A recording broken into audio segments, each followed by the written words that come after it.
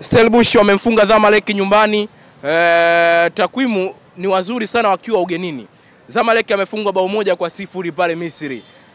Kama Zamalek amefungwa bao 1-0 nchini Misri, ni wazi Simba anatakiwa kuingia na hii takwimu ya mchezo wa mwisho wa Stellenbosch dhidi ya Zamalek.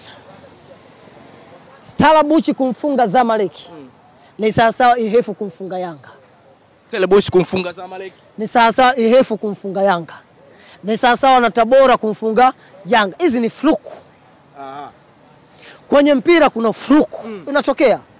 Lakini haiondoi Stellenbosch kumfunga Zamalek kama bingwa mtetezi. Haiondoi ubora nani wa Zamalek.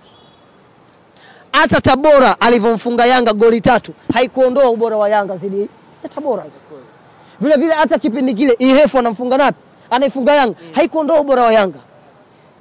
Tutabaki pale pale kuamini Zamalek ni bora kuliko Stellenbosch.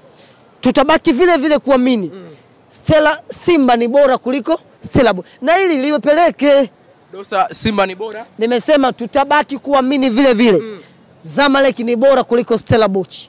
Na tutabaki pale pale Simba ni bora kuliko Stellenbosch. Kama ikitokea Stellenbosch anamfunga Simba Sports Club, kama ikitokea basi ni sawa sawa Ihefu alivyomfunga Yanga, ni sawa sawa Tabora alivyomfunga Yanga. Au vile vile Prison aliwahi kumfunga Simba 2-1